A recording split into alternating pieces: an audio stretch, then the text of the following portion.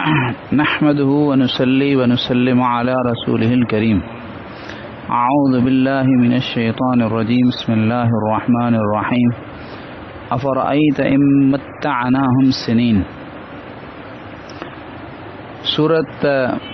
पूरी थी वई अल्हम्दुलिल्लाह, लेकिन कुछ ॻाल्हियूं रहनि थियूं जिन जे लाइ मूं चयो त अॼु जे बयान में उनखे बयान कजे। हिकिड़ो हिन आयत जे तहत जेका मूं तिलावत कई, बयानुल हिन में मारिफुल क़ुरान हज़रत मुफ्ती शफ़ी उस्मानी साहब रहमहुल्लाह उन्हनि लिखियो त हिन में अल्लाह ताला फरमायो त छा ख़्याल आहे तव्हांजो जेकॾहिं असां इन्हनि खे सालनि जा साल जेको फ़ाइदो पहुचायूं, पोइ उन्हनि जे मथां उन्हनि वटि ओ अचे, ओ अज़ाब अचे जंहिंजो इन्हनि सां वाइदो कयो वियो आहे, त ओ अज़ाब इन्हनि खे यानी उहे नेमतूं ऐं उहे ऐश जेके हिननि गुज़िश्ता सालनि में हासिल कया ऐं उहे शइ जेके हिननि खे को फ़ाइदो कोन ॾींदा। हिते लिखनि था त इंसान खे वॾी उमिरि मिले ऐं इंसान खे नेमतूं मिलनि, त इहा अल्लाह पाक जो वॾो फज़ुल आहे, बशर्ते कि इंसान इन नेमत खे जेको आहे सो अल्लाह जी रज़ा जे कमनि में इस्तेमालु करे, ईमान आणे, ऐं पोइ जेके शयूं आहिनि, पोइ इहे जेके साल आहिनि या वॾी उमिरि जेका आहे उहा वॾे फ़ाइदे वारी आहे ईमान सां, आमाल सालिहा सां। पर जेकॾहिं हिकिड़ो माण्हू आहे उनखे उमिरि त वॾी मिली, पर उन उमिरि खे जेको आहे सो ज़ाया करे छॾियो, ईमान ई कोन आंदई, नऊज़ बिल्लाह मिन ज़ालिक, या ईमान त आंदई पर गुनाहनि में लॻाई, त पोइ जहिड़ो की अल्लाह पाक जी वॾी नेमत खे हिन जेको आहे सो ज़ाया करे छॾियो। ऐं इन जो ज़ाहिर त पुछा थींदी, उमिरि जी पुछा थींदी क़यामत जे ॾींहुं। त इन जो लिहाज़ रखिजे, असां चाहियूं था त अल्लाह ताला असांखे वॾी ॼमार अता फ़रमाए, वॾी ॼमार वॾी नेमत आहे अल्लाह पाक जे तरफ़ां, बशर्ते के ईमान ऐं आमाल सालिहा सां हुजे। उन खां पोइ हिते अल्लाह रब्बुल आलमीन फ़रमायो व अंज़िर अशीरतकल अक़रबीन। अशीरतुन, अशीरत बि चइबो आहे ख़ानदान खे, यानी पंहिंजा मिट माइट, ऐं अल अक़रबीन सां वरी हुनजी ताक़ीद कई वई त अञा बि वधीक जेके वेझा आहिनि उहे रिश्तेदार, उन्हनि खे तव्हां डिॼारियो। हुज़ूर पाक सल्लल्लाहु अलैहि वसल्लम खे इहो चयो वियो। हुज़ूर पाक सल्लल्लाहु अलैहि वसल्लम जे मथां जेको पूरी उम्मत खे तबलीग करणु, जेको कुझु अल्लाह पाक हुज़ूर पाक सल्लल्लाहु अलैहि वसल्लम जिन खे ॾिनो आहे, इल्म ऐं अहकामात ऐं हक़ीक़तूं माण्हुनि ताईं पहुचाइण जे लाइ, उहे पूरी उम्मत ताईं पहुचाइण जे लाइ आहिनि। ऐं पाण सल्लल्लाहु अलैहि वसल्लम जे मथां इहो फ़र्ज़ु हो त पाण अल्लाह पाक जी इन अमानत खे बंदनि ताईं पहुचाइनि। पर इन जी इब्तिदा जेका आहे उहा अल्लाह ताला फ़रमाए पियो त तव्हां इन जी इब्तिदा में सभिनी खां पहिरीं पंहिंजे क़रीबी रिश्तेदारनि खे ॾिॼारियो। त इन में गौर कजे त नज़र ईंदो त हिकिड़ो त इन में सहूलत आहे, ऐं ॿियो इन में जेको आहे सो हिकमत आहे। सहूलत ई आहे, हिकिड़ो त जेके असांजा क़रीबी रिश्तेदार आहिनि उन्हनि जो असांजे मथां वधीक हक़ु आहे, त असां जेको सो उन्हनि ताईं पहिरीं जेको सो का सुठी ॻाल्हि जेका आहे उहा पहिरीं उन्हनि ताईं पहुचायूं, ॿियनि माण्हुनि ताईं पहुचाइण खां पहिरीं पंहिंजे ख़ानदान जे, पंहिंजे क़रीबी जेके रिश्तेदार आहिनि उन्हनि ताईं पंहिंजो पहुचायूं। ॿी ॻाल्हि इहा आहे त पंहिंजा क़रीबी रिश्तेदार जेकॾहिं उहे माइल थी वञनि, क़बूल कनि, त पोइ उहे असांजी मदद बि कंदा। हुननि खे मदद करण जे लाइ हिकिड़ो त हक़ु, ऐं ॿियो जेको आहे सो इहा शइ मजबूर कंदी त भई हीअ असांजो रिश्तेदार हक़ ते बि आहे, ॿियो वरी हिन सां असांजी मिटी माइटी बि आहे, त इन करे असां हिन जी मदद करियूं। ऐं ॿिया माण्हू जेको आहे उन्हनि सां सिर्फ़ु हक़ जी ॻाल्हि थींदी, यानी हक़ जो ताल्लुक़ थियो, मिटी माइटी जो ताल्लुक़ कोन थियो, त उन्हनि जे मुक़ाबले में उहे वधीक रहंदा जेके जेको आहे सो मिटी माइटी जो बि उन्हनि सां ताल्लुक़ आहे ऐं जेको सो हक़ बि उन्हनि सां बयानु कयो वियो आहे। ॿी ॻाल्हि इहा आहे त उहे इंसान जे यानी किरदार खां ऐं इंसान जे जेको सो सचाईअ खां वधीक वाक़िफ़ आहिनि पंहिंजा माइट मिट। ॿियो माण्हू कंहिंखां वाक़िफ़ कोन थो थिए, ख़बर न आहे कहिड़े क़िस्म जो ई माण्हू आहे, पर मिट माइट जेको आहे उहो वधीक वाक़िफ़ थो थिए त हिन जा अख़लाक़ केतिरा आहिनि, हिन जो सचाई केतिरी आहे। त त जेॾी महिल उहो का ॻाल्हि असांजी क़बूल कंदो त ॿियो माण्हू जेको आहे सो बतरीक़े ओला क़बूल कंदो त ॾिसो मिटनि माइटनि जे साम्हूं ही आहे, साम्हूं आहे, जॾहिं ही सचो आहे, जॾहिं ही हक़ ते आहे, तॾहिं त हुननि इन जी ॻाल्हि खे क़बूल कयो आहे। ऐं हिकिड़ी नंढड़ी यानी हिकिड़ी जमीयत ठही वेंदी, हिकिड़ी नंढी जमायत ठही वेंदी जेका हक़ जी यानी ताईद जे लाइ, हक़ जी तक़वीयत जे लाइ जेको आहे सो अॻियां वधंदी। ईअं ई हुज़ूर पाक सल्लल्लाहु अलैहि वसल्लम बि यानी पंहिंजे ख़ानदान जे माण्हुनि खे जमा कयो ऐं उन्हनि खे पाण सल्लल्लाहु अलैहि वसल्लम दावत ॾिनी। पोइ कुझु त ओॾी महिल ई मुस्लमान थिया ऐं कुझु पोइ आहिस्ते आहिस्ते हज़रत हमज़ा रज़ी अल्लाह ताला जेके हुज़ूर पाक सल्लल्लाहु अलैहि वसल्लम चाचा हुआ, उन्हनि जे मुस्लमान थियण सां इस्लाम खे वॾी कुवत मिली। वरी अल्लाह रब्बुल आलमीन जेको आहे यानी ॿी आयत में क़ुरान पाक जी फरमायो आहे, या अय्युहल्लज़ीना आमनू क़ू अनफुसकुम व अहलीकुम नारा, ए ईमान वारो तव्हां पंहिंजे पाण खे ऐं पंहिंजे घर वारनि खे जहन्नम जी बाहि खां बचायो। हाणे इंसान जे मथां इहो ज़रूरी आहे, हर फ़र्द ख़ानदान जो जेको आहे उन खे अल्लाह पाक फरमाए पियो त तूं पंहिंजे पाण खे जहन्नम जी बाहि खां बचाए, पंहिंजे घर वारनि खे बचाए। हाणे जेकॾहिं हर माण्हू रुगो इन ॻाल्हि ते अमल करे त भई आऊं पंहिंजे अक़ाइद खे, पंहिंजे जेको सो आमाल खे, पंहिंजे अख़लाक खे दुरुस्त करियां,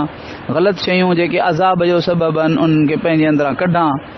ऐं सही शयूं जेके अल्लाह पाक मूंखां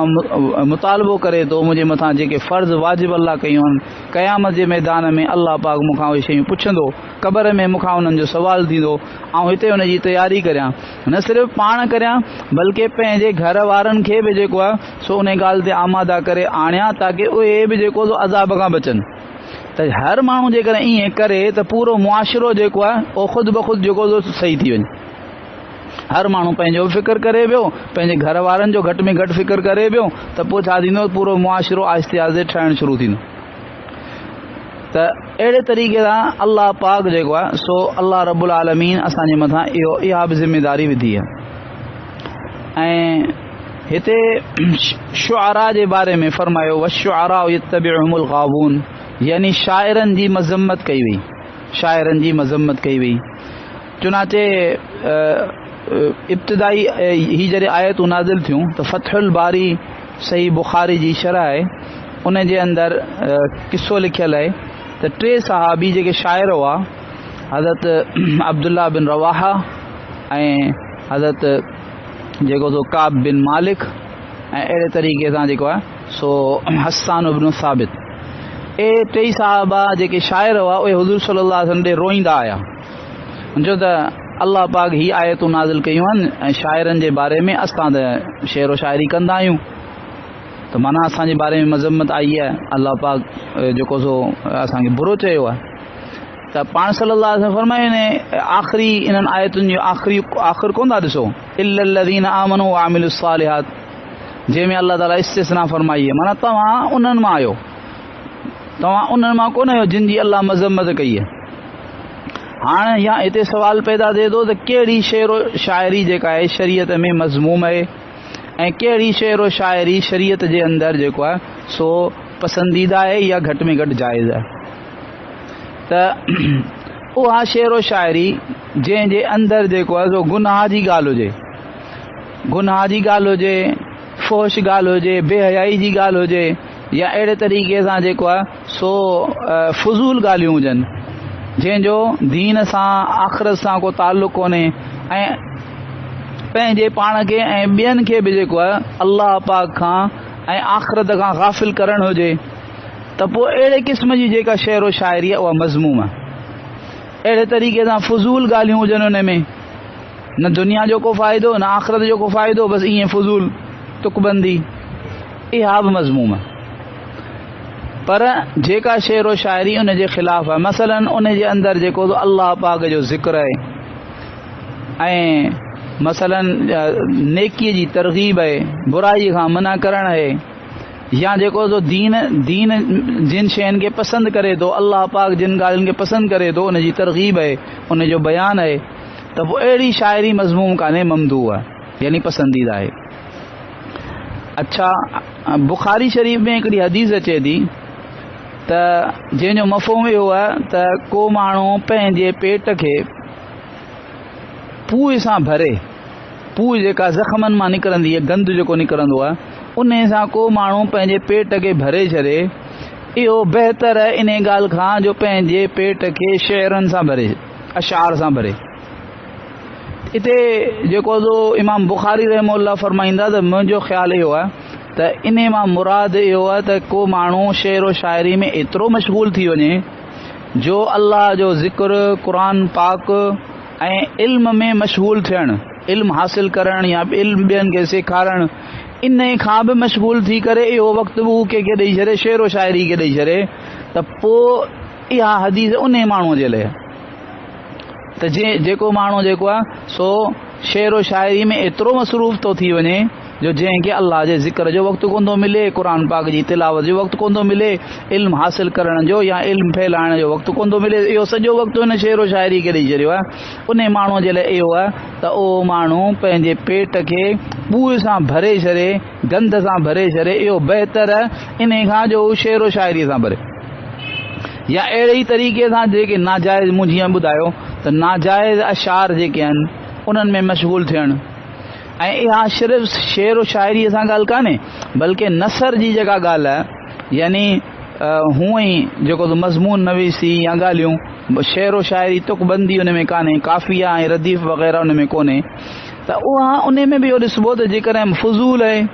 या जेको गुनाह जी का ॻाल्हि आहे, ज़ुल्म जी का ॻाल्हि आहे, हरू कंहिं ते तनक़ीद आहे, हरू कंहिंजी जेको तानो तशनी आहे या गुनाहनि ते उभारणु आहे, त पोइ इहे सभु शयूं जेके आहिनि उहे अल्लाह पाक वटि मज़मूम आहिनि, छो त इहे सभु गुनाह आहिनि। अच्छा, अल्लाह रब्बुल आलमीन हिते फरमायो, हिकिड़ो त इहो फरमायो त वश्शुअरा यत्तबिउहुमुल गावून, शाइरनि जी पैरवी कंदा गुमराह। हाणे पैरवी करण वारनि के बारे में ॿुधायो वियो त उहे गुमराह आहिनि, पर मक़सदु छा आहे त उहे शाइर बि गुमराह, जिन जी पैरवी करण वारा गुमराह। हिते उलमा हिकिड़ो नुक़्तो लिखियो आहे त इन मां ख़बर पई पए त पैरवी करण वारो जेको आहे उहो अगरि गुमराह आहे त माना जंहिंजी पैरवी करे पियो उहो बि गुमराह आहे। पर इन में उलमा इकराम इहो वज़ाहत फरमाई आहे त इहो मुतलक़न कोन्हे, पैरवी करण वारो तॾहिं गुमराह थिए, पैरवी करण वारे जी गुमराहीअ जे करे जंहिंजी पैरवी कई पई वञे, जेको सरदार आहे, जेको असुल आहे, जंहिंजो ही पैरोकार आहे, उन खे गुमराह तॾहिं चइबो जॾहिं उन जे कंहिं फेल खे, कंहिं ॻाल्हि खे हिन जी गुमराहीअ में असर आहे, दख़ल आहे। मसलन छा, मसलन हिकिड़ो माण्हू आहे, उन खे कंहिं पंहिंजो वॾो बनायो आहे, कंहिं पंहिंजो पीरो मुर्शिद बनायो, कंहिं पंहिंजो जेको उस्ताद बनायो,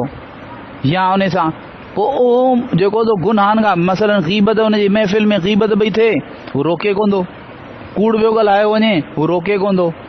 हाणे इहे ॾिसी करे हुन जा जेके मुरीद आहिनि, हुन जा जेके शागिर्द आहिनि, उहे बि इन ई शइ में मुब्तला थी विया, त हाणे उहे बि ग़ीबत खे बुरो कोन था सम्झनि,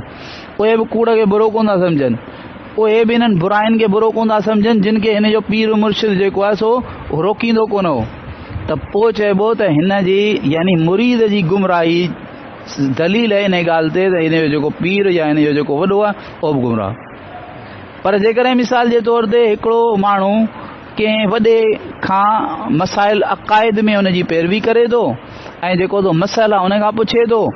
उन में त उनजी पैरवी करे, उन में उहो गुमराह कोन्हे, पर पंहिंजे आमाल ऐं अख़लाक में उहो गुमराह आहे, उहे उन में हुनजी पैरवी कोन थो करे, त पोइ चइबो त भई ही जेको मुरीद आहे या जेको शागिर्द आहे उहो त गुमराह थियो पंहिंजे जेको ग़लति कारीअ जे करे, पर इन में हुन वॾे जो को क़सूर कोन्हे, छो त हू जिन शयुनि जेके शयूं हिन खां ॿियो पुछे, अक़ाइद मसाइल, उन में हू सही आहे।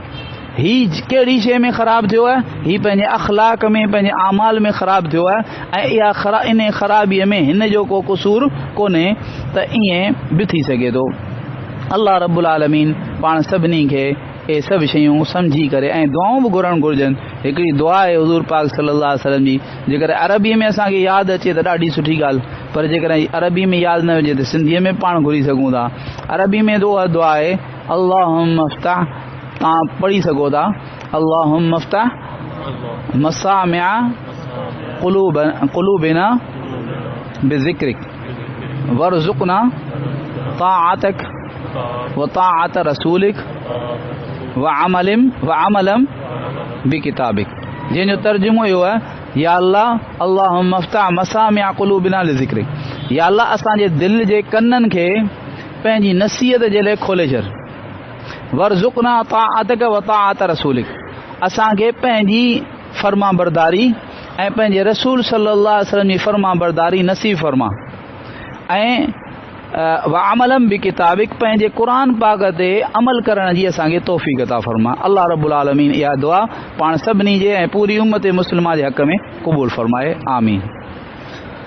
या अरहमर राहिमीन, या अरहमर राहिमीन, या अरहमर राहिमीन, या ज़ल जलाली वल इकराम, या ज़ल जलाली वल इकराम, या ज़ल जलाली वल इकराम। अल्लाहुम्मा सल्लि अला सय्यिदिना मुहम्मद व अला आलि मुहम्मद कमा सल्लैत अला इब्राहीम व अला आलि इब्राहीम इन्नका हमीदुम मजीद। अल्लाहुम्मा बारिक अला मुहम्मद व अला आलि मुहम्मद कमा बारकत अला इब्राहीम व अला आलि इब्राहीम इन्नका हमीदुम मजीद। रब्बना ज़लमना अनफुसना व इल्लम तग़फिर लना व तरहमना लनकूनन्न मिनल खासिरीन। रब्बना आतिना फिद दुनिया हसना व फिल आखिरति हसना व क़िना अज़ाबन्नार। व सल्लल्लाहु तआला अला हबीबिही मुहम्मद व अला आलिहि व अस्हाबिहि व बारिक वसल्लम। आमीन। अल्लाह